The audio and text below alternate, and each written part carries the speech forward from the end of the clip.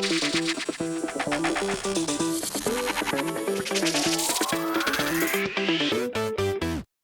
number 4, Chicago Bears training camp is in the books, and rookie receiver Velus Jones is flying by our entire defense. What's going on, guys? I'm back with another Chicago Bears training camp update video, which I'll be giving you guys every single day this year during training camps. If you guys want the latest updates on what's going on in Bears training camp every single day, definitely be sure to subscribe to my channel. Today, I'll be talking about day 4 of camp. It was open to the public. It was a 90-minute non-padded practice. Pads go on Monday now instead of Tuesday. They're supposed to go on Tuesday, but Matt Eberflus pushed it up a day because I guess he's bored of these non-padded practices because he can't hit that hard. He can't really do much. So Coach Flus moved it up a day, and we'll be in pads starting Monday. Also, today's video might be a little bit shorter than usual just because I have a flight to catch later tonight. So I'm in a little bit of a hurry going to Puerto Rico for vacation for the next week. And don't worry, I'll still have videos out for you guys while I'm on vacation. I'll have them out probably a little bit later in the day, in the evening, but I will make sure to get those videos out for you guys because training camp is probably the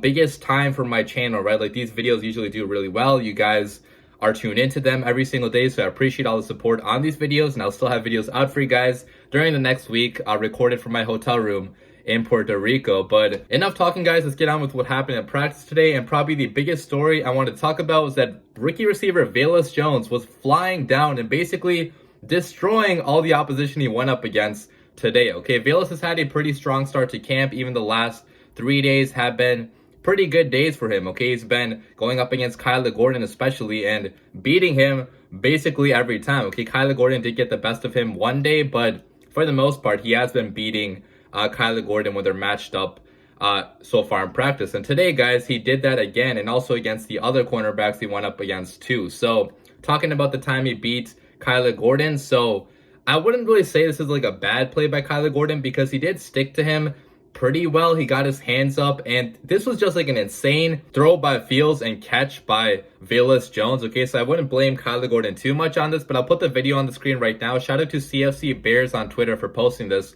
by the way. But you can see Velus gets the outside release, goes down the field in a flash. Okay, he is extremely fast. You can see that 4.32 speed on display right here because Kyler Gordon also is no slouch, but over the shoulder, man, he dives for the catch and gets it into his hands, okay, right down the sideline. Gets his feet in bounds as well, which absolutely love to see a play like this. Okay, the Chicago Bears did not have many plays like this where we had a receiver just going down the field, burning their man, and getting a good level of separation. Okay, our receivers ranked dead last year in the NFL in separation per route. So getting a fast guy in Velus Jones who can also separate, who can run pretty good routes. His route running has been pretty fantastic so far in camp, not just going down the field, but also going side to side, you know, double moves and all of that. He's been pretty good so far. And I know that Bears fans are kind of worrying about Kyler Gordon now. Is Kyler Gordon, you know, not good now if he's getting beat every single rep? Well, I wouldn't say that right now because obviously it is extremely early in camp, okay? It's only been 4 days, pads are not on, and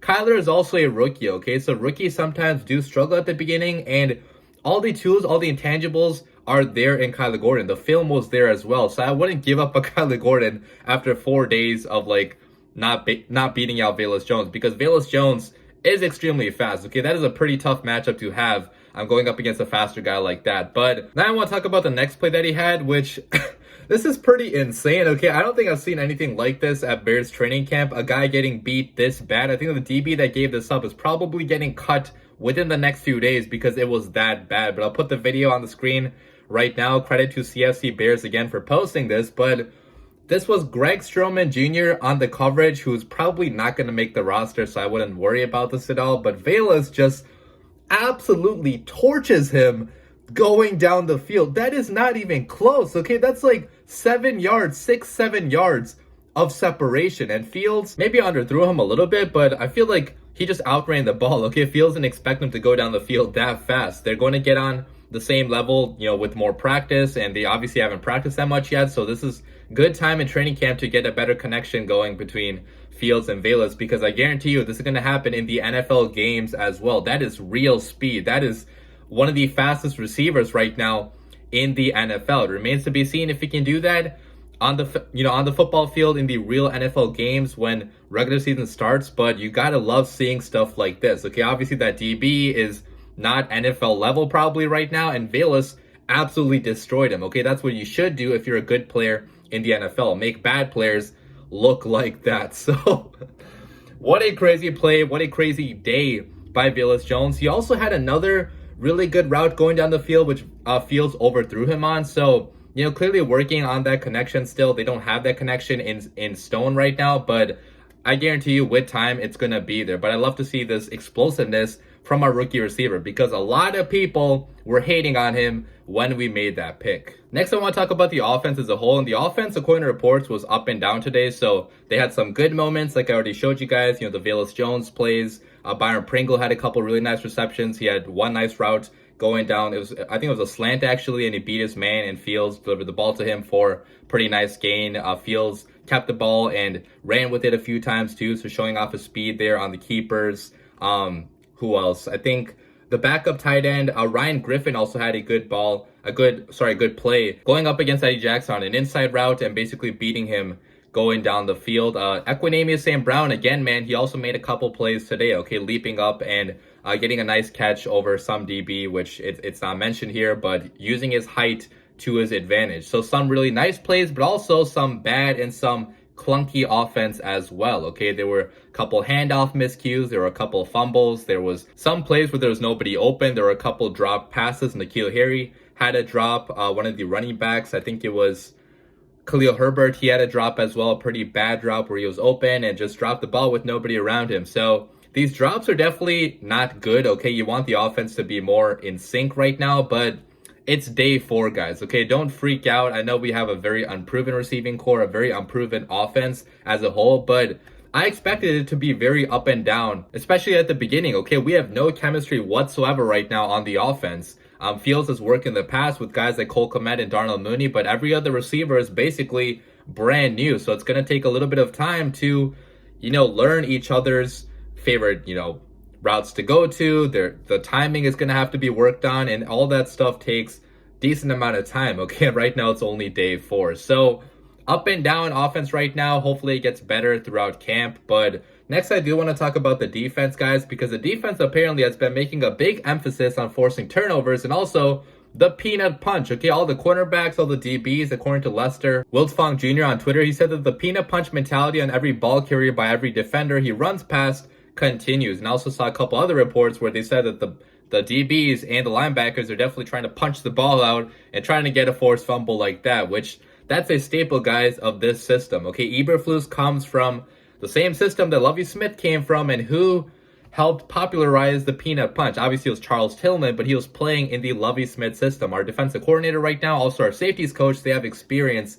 in this system. And you can really tell, guys, Eberflus gets mad if our DBs don't try to punch the ball out or try to go for an interception, okay? Turnovers are a staple of this defense. You have to force turnovers because, guys, that's one of the most important things to do in the NFL. If you can't get turnovers, you're not getting extra opportunities for your unproven offense to score some points and, hopefully get something going. So I like that they're teaching this in practice because it doesn't come natural to everybody, okay? You have to practice stuff like this. You have to get the proper angle to punch the ball out. You have to time it correctly too. You have to make sure you're not allowing, the ball carrier to go for extra yards by trying to punch the ball out. Like, all those things matter. All those things have to be taught. And, Eberflus is definitely teaching it to our players, okay? Charles Tillman also came into Hallis Hall earlier this year to talk with our players. So you can already see, man, that connection to our past is there with this regime, okay? Hopefully it comes with a lot more offensive success as well, though, because offense matters a lot in today's NFL. But I love that Eberflus is teaching these things to our guys. Also talking about the defense as a whole today. So like I mentioned, the offense was up and down. So the defense also was up and down. We had our DBs getting beat here and there, but they also held it down in 11-on-11s, okay? They had, some portions of practice where there was nothing open for Justin Fields to go to. So pretty strong coverage from all of our DBs, our linebackers. They're looking pretty good out there. Jaquan Brisker had a very nice play on the ball. He's been physical the entire camp so far, so that's not surprising. But Kindle Vildor also had a very nice pass breakup going up against Darnell Mooney, okay? Basically pushing Mooney out of bounds, forcing the ball out. A pretty physical hit, which, be careful, okay? You don't want to injure Mooney, but I love that physicality coming into play here, okay? Our practices are very intense right now. They're very physical as well, even though pads are not on. Eberflus has definitely stressed, that practice matters a lot, that you have to go hard in practice so you can actually go hard on the NFL football field. But that's all I have on the defense. And then finally, an update on the offensive line, like I've been giving you guys basically every single day because it's been shuffling every single day due to injuries. Well, today, Riley Reef, Cody Whitehair, Mustafer, Schofield, and Borum got the first crack with the ones according to Courtney Cronin. And then also rookies Braxton Jones and Ja'Tari Carter mixed in there with the ones next. So a lot of shuffling going on. Obviously, Lucas Patrick is out for the next month probably, and Tevin Jenkins still has not been practicing. We have no update on what's happening with Tevin Jenkins, so that really sucks to not have any information on the situation, but I'll let you guys know on what's happening with Jenkins when we get that info. But that is basically all the news I have for you guys today. A pretty short video, I think. I'm not sure how long the video is right now. It might still be like 10 minutes, but regardless, I hope you guys enjoyed the video. I'll be back again on, when's the next practice? Monday. Yeah, Monday is the next practice. I'll be back with another video on Monday, but leave your comments down below. And as always, bear down.